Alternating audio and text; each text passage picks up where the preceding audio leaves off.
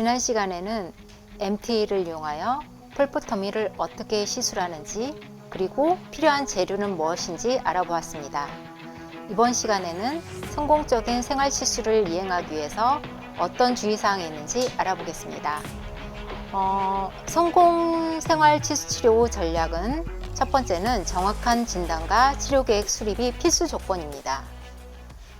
두 번째는 멸균 환경에서 시술하여 감염을 예방해야 되고, 세 번째는 적절한 약물과 재료 선택으로 치수 후 생존 가능성을 높일 계획을 세워야 합니다.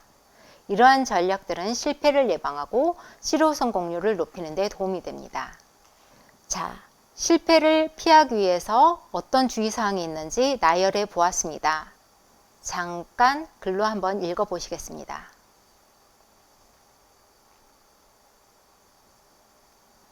그 첫 번째, 러버댐을 사용한 무균적인 술식은 필수적입니다.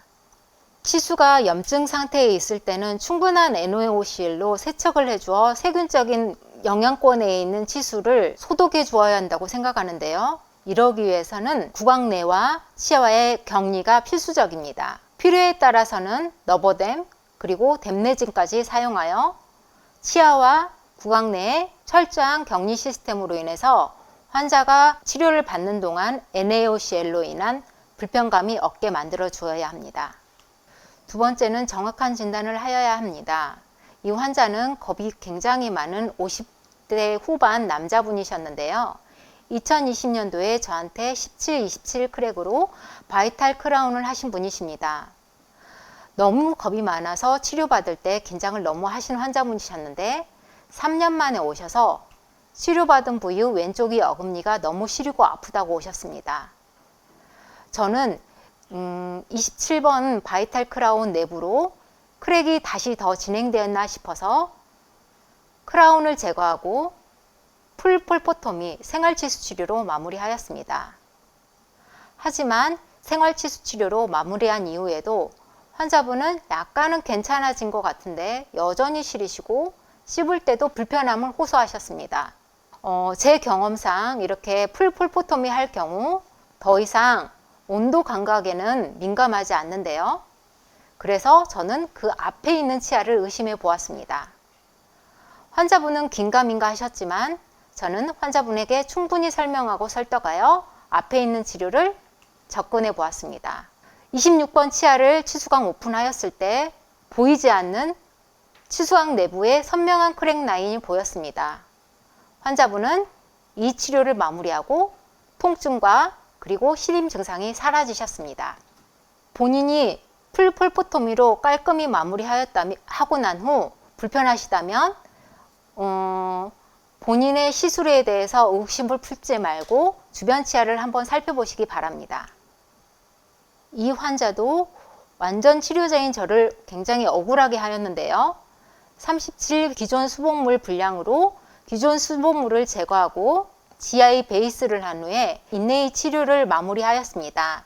이 당시 2022년 9월. 그런데 7개월 만에 이 환자는 치료한 부위가 아프다고 오셨습니다.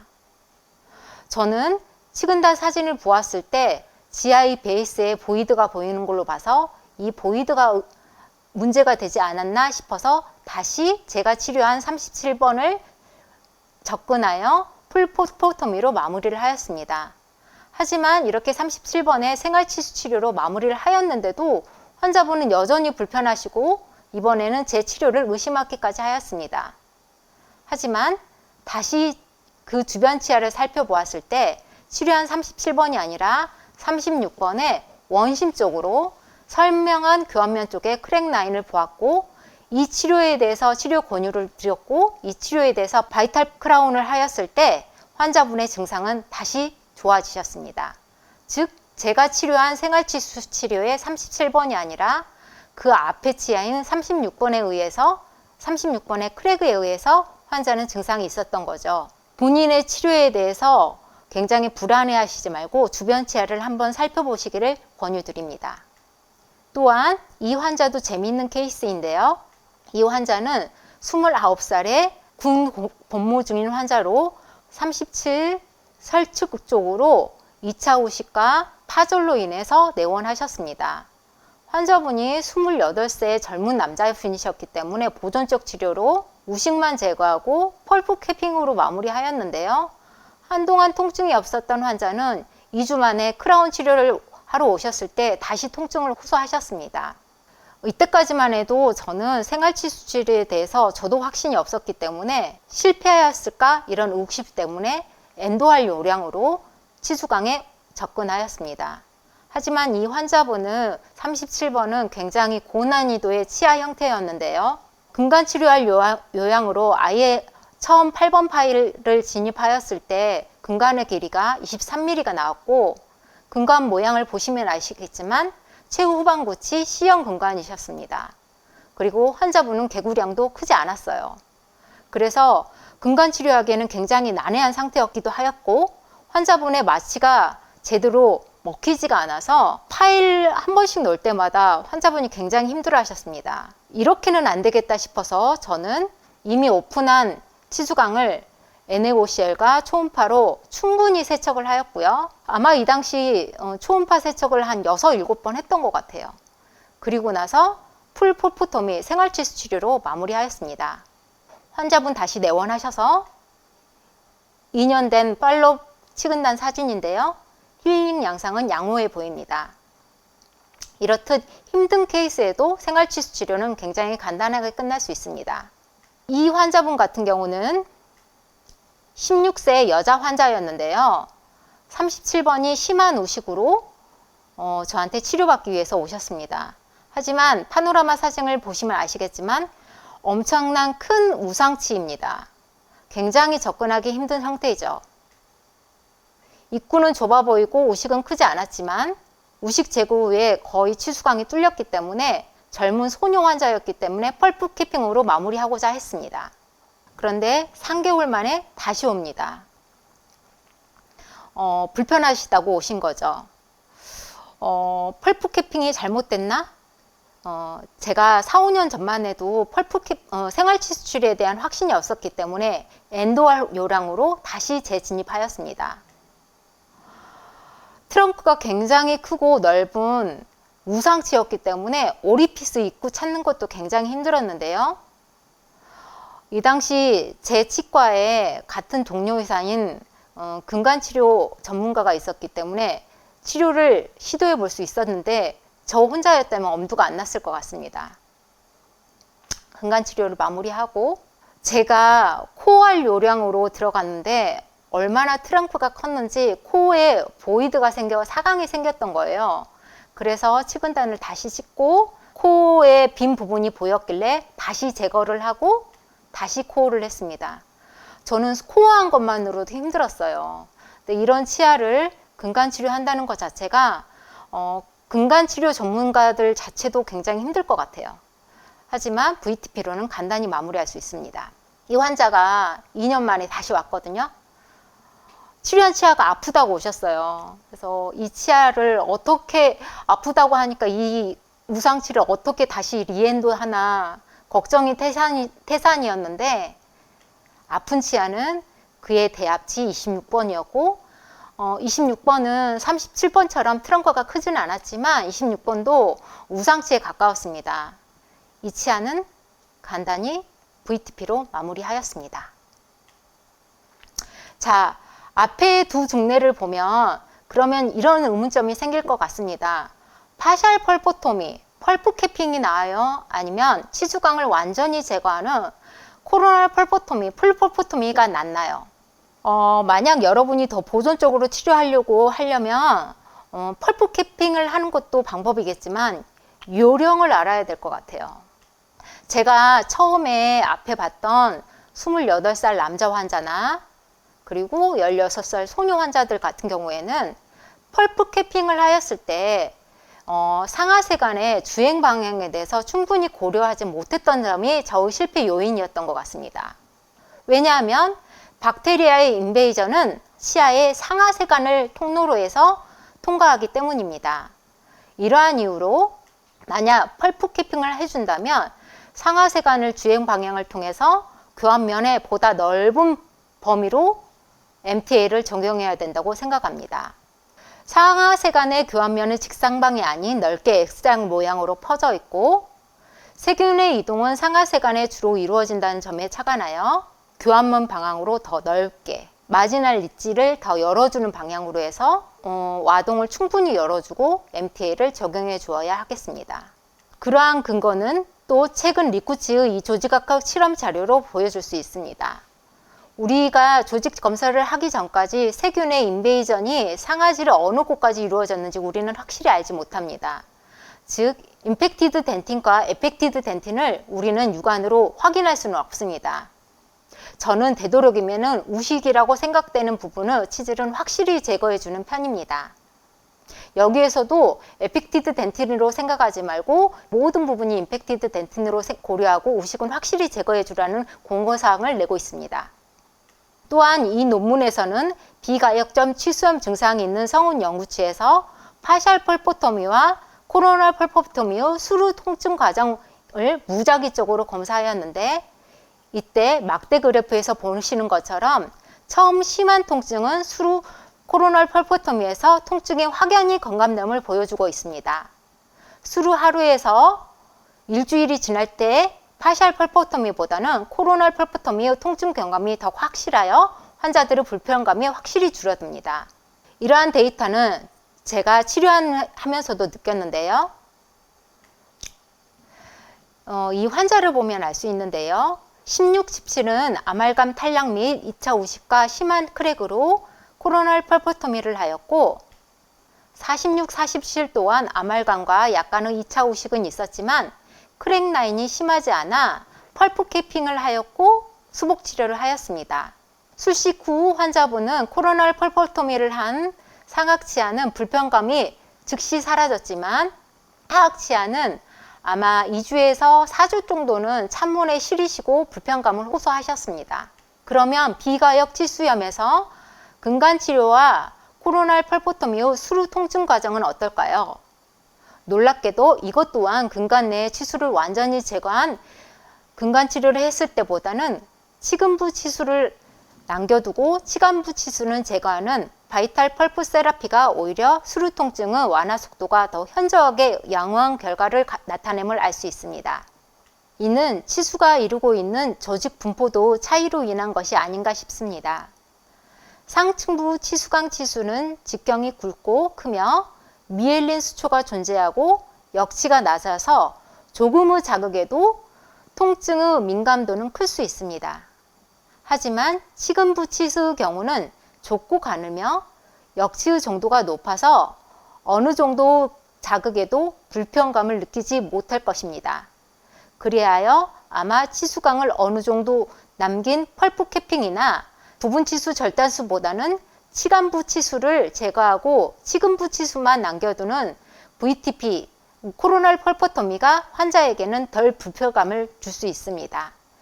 치수 상태의 판단은 임상 증상보다는 직접 관찰한 조직 반응과 출혈 양상에 대해 기반해야 합니다. 다시 또 네 번째 실패를 피하기 위한 전략으로서 오리피스 입구를 확실히 확보해야 합니다.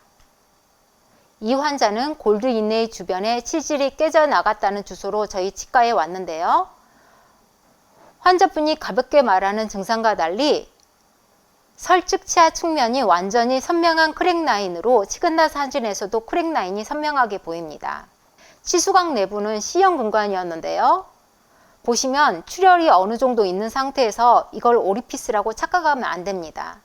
이렇게 교합력이 세고 굉장히 고생을 많이 한 치아의 경우에는 치수강 내부에 치수석과 덴틴 쉘브가 많이 발달되어 있는데요.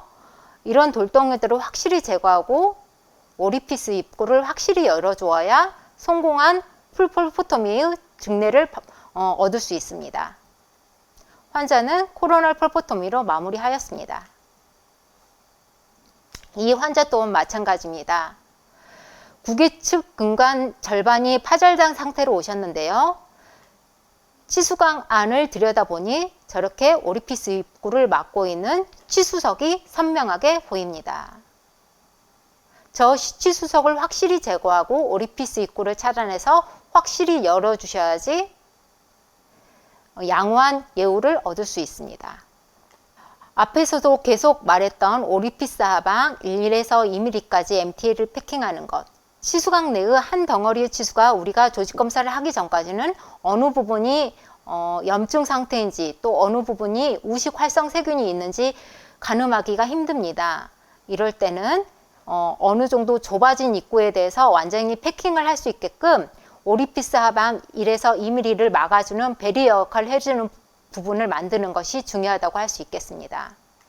여섯 번째 주의할 점으로 치수 치료 후 주변 마지날 림 부분을 완전 실링해 줘야 한다는 것입니다. 이 환자는 14살 어린 소녀 환자로서 46번 원심이 우식이 심해서 치료받으러 왔는데요. 나름 나이가 어리고 제 나름대로 보존적인 치료를 하기 위해서 이 당시 펄포토미를 하였습니다. 하지만 보시면 아시겠지만 원심에 치질과 수복물에 갭이 보였고요. 실링이 확실히 이루어지지 않는 상태에서 치료가 마무리되었기 때문에 이 환자는 한 달 만에 다시 내원하셔서 불편감을 호소하여 근간치료로 할 수밖에 없었습니다.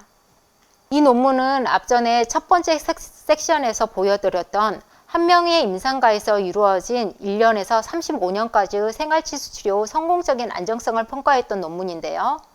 여기서 보면 초기 성공적인 VTP 케이스도 수복물이 불완전하면 장기적인 애호가 좋지 않고, 즉 치수치료를 함에 있어서 보존적 수복치료의 중요성을 간과하면 치수치료도 성공적인 애호를 장담하기 힘든다는 논문입니다. 이 논문을 바탕으로 제 케이스에서도 볼 수 있는데요. 앞전 섹션 1에서 보여드렸던 환자 케이스입니다. 이 환자도 36번에 아말감 하방으로 우식이 있어서 펄프 캐핑을 진행하였는데요. 2018년 9월 28일 당시 치료를 마무리하고 5년이 지난 2023년 4월 달에 치료한 치아가 불편감을 호소하여 내원하셨을 때 치수광을 오픈하였을 때의 상태를 보면 마지날 림 부분에 MTA가 끼어 있고 수복물의 실링 상태가 양호하지 않음을 볼 수 있습니다. 다행히 환자의 치관부 치수를 완전히 제거했을 때 출혈이 굉장히 다량으로 나타났지만 염증 반응 어느 정도 NaOCl 세척 후에 염증 반응이 잦아들어서 풀펄포토미로 마무리하였습니다. 그리고 2년이 지난 상태는 양호한 힐린 상태를 보였습니다.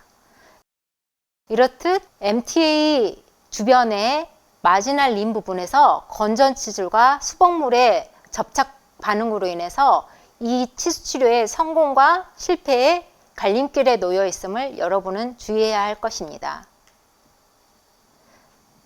그리고 우리가 기존 수복 재료로 치료되어 있는 치아나 우식이 존재한 치아의 치료를 들어갈 때 그 치아의 디펙트보다 더 아래로 2-3mm까지 치수를 제거해야 합니다. 이 환자도 제 환자인데요. 인내의 접착 부위가 깔끔해 보이지는 않지만 특별히 이상을 보이지는 않았습니다.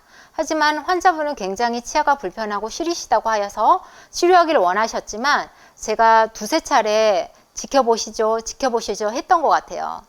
환자가 강력히 원해서 치료를 들어갔을 때 수명물 주변 하방으로 아직 제거되지 않은 아말감 상태를 보였고, 그 부분으로 실링이 제대로 되지 않아서 환자분이 불편해했던 상태였습니다.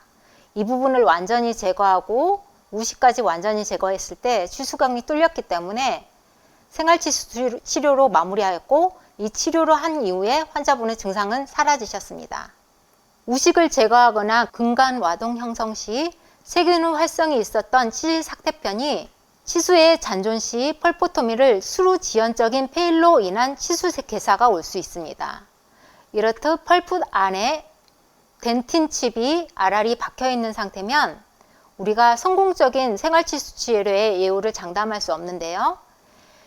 이 삭제편을 NaOCl과 초음파로 충분히 세척하여 이렇게 깔끔한 블리딩 상태를 낼 수 있다면 이 상태는 충분히 세척 소독한 상태로 MTA로 패킹 마무리할 수 있습니다. 마지막으로 여러분이 제일 궁금해 하셨던 것 같은데요. VTP를 하고 근간치료로 들어가야 할지 말지 어떻게 결정을 해야 하나, 이런 질문도 저는 많이 받아보았습니다. 저는 이렇게 판단하고 있습니다. 가만히 있어도 아픈 자발통의 유무, 이럴 때는 펄프에 이미 염증 상태가 돌이킬 수 없는 염증 상태가 일어났던 거고 치수 괴사의 사인이 되기 때문에 신경치료로 이행되어야 합니다. 타진통이 있는지, 타진통이 있을 때는 에이피컬에 피리오돈타이티스가 있기 때문에 이 또한 엔도로 넘어가야 합니다. 그리고 하테스에 급격한 링거링 폐연이 있을 때는 이 또한 비가역 지칩수가 상당히 진행된 상태이기 때문에 근간치료로 이행되어야 합니다. 제 환자에서도 보여드렸듯이 생활치수 치료를 하고도 이 치료의 안정성에 대해서 불안하신 경우가 가끔 있는데요. 환자가 완전한 근간치료로 깔끔한 치료를 원하신다면 그 또한 근간치료를 실시하면 되겠습니다. 자발통의 유무로 근간치료를 이행한 거에 대한 케이스를 한번 보시겠습니다. 이 환자 같은 경우에는 20대 초반 여자 환자였는데요. 처음 내원 시 치아 상태를 봤을 때 우식이나 치관 파절이 없이 치아 상태가 양호했기 때문에 환자한테 치료를 권유해 보기보다는 그냥 좀 지켜보십시다 하고 돌려보냈어요. 하지만 오셨을 때 환자가 너무 아프다고 치료를 요구하셨거든요. 치수광을 오픈하였을 때 신기하게도 겉모양은 건전해 보였지만 근심협측 근간과 구개측 근간은 블리딩이 났지만 원심협측 근간에서 치수 괴사 사인이 보였습니다.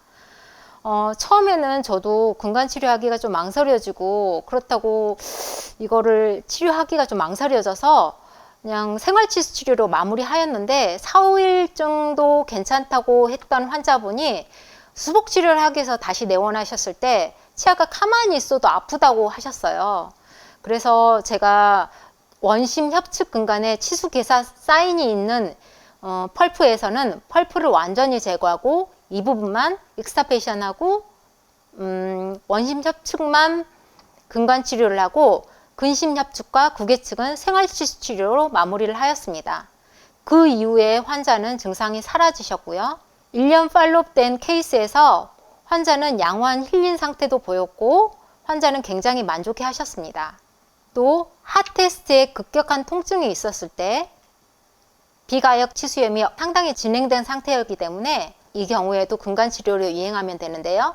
환자 같은 경우는 13번과 14번에 기존 수복물이 불량하여서 치료를 시행하였는데 13번보다는 14번이 굉장히 치질이 좋지 않았는데 이 당시에도 제가 당근치에 대한 생활치수 치료에 대해 자신감이 없어서 13번에 파일을 한번 집어넣고 생활치수 치료로 마무리를 하려고 했었어요. 근데 어느 정도 지난 상태에서 환자분이 뜨거운 물에 굉장히 아프다고 13번이 굉장히 아프다고 호소를 하셨어요.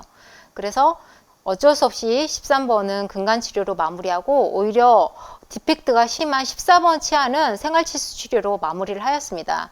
13번도 그냥 파일을 넣지 않고 생활치수 치료로 마무리를 했으면 좋았을 텐데 파일을 한번 꼽아 넣는 바람에 환자분이 그 치수에 굉장히 자극이 심했던 것 같아요. 그래서 뜨거운 물이나 다른 기타 그 자극에 굉장히 민감해 하셨고 찌릿한 통증이 수초 진행된다고 하셨기 때문에 근간치료를 이행하였습니다. 이 환자분 같은 경우에도 굉장히 크랙이 심하셔서 생활치수 치료로 진행을 하였는데 환자가 성격이 굉장히 급하시고 본인의 생각의 주장이 굉장히 강하셨던 남자분이셨어요. 그래서 생활치수 치료는 밑에 있는 남아있는 신경이 나중에 탈이 나면 어떡하냐 이런 불안감 때문에 그냥 깔끔하게 완전히 그냥 신경을 제거해 달라 이런 강력한 요구가 있었기 때문에 생활치수 치료 이후에 증상이 없었지만 환자의 다시 한 번의 재차 요구로 인해서 근간치료로 마무리하였습니다. 마지막으로 이제 케이스가 되겠는데요. 이거는 굉장히 개인적인 케이스가 될 것 같아요. 이 치아를 보시면 아시겠지만 이 치아도 골드 인레이 주변으로 심한 크랙이 보입니다. 처음에 이 치아 크랙으로 인해서 풀폴포토미로 생활치수 치료를 했는데 어느 정도 일주일 정도는 괜찮다고 하셨다가 갑자기 가만히 있어도 치아가 굉장히 둥둥둥 울리는 듯한 느낌이 드셨대요. 그래서 신경치료를 하였는데요. 이 치아의 주인은 바로 접니다. 제 구강 안에 실제로 생활치료된 치아가 2개가 있어요. 36번, 46번이 저도 골드인내 크랙으로 인해서 그때 당시에는 펄프 캐핑으로 해서 생활치수 치료로 마무리했는데 아마 이 치료를 제가 2015년도에 했던 것 같아요. 근데 그 치료 후에 지금 10년이 흘렀죠. 아직도 잘 쓰고 있고요. 37번 같은 경우에는 제가 한 5년 전에 치료를 했던 것 같아요. 근데 크랙이 너무 진행돼서 돌이킬 수 없는 치수 개사로 인해서 생활치수 치료를 그냥 근간치료로 마무리하게 되었습니다. 제 구강 안에 생활치수 치료랑 근간치료에 대한 치료가 있기 때문에 이 생활치수 치료했을 때의 장기적인 예후, 그리고 느낌, 그리고 어떨 때 생활치수 치료를 근간치료로 다시 이행되어야 되나, 생활치수 치료가 실패이냐 아니면 이게 괜찮냐, 이런 느낌도 저는 받아봤기 때문에 이 치료가 굉장히 애지성이 있고 좋은 치료라고 저는 확신할 수 있어요. 그래서 어떤 치과 의사분한테도 이 치료를 권유할 수 있고 이 치료에 대한 예후도 확신할 수 있어서 저는 이 치료가 장기적으로는 치과 임상에 보존적이고 덜 침습적인 치료로 하나의 치료 방향으로 자리매김할 수 있다고 확신합니다. 이상 제 강의를 들어주셔서 감사드리고요. 혹시 질문이나 의문사항 있으면 개인적으로 저한테 연락을 주시거나 학회나 공개석상에서 저를 만나보면 한 번씩은 아는 척 해주시고 질문해 주시거나 알아봐 주셨으면 감사하겠습니다. 이상 제 강의를 마치겠습니다. 감사합니다.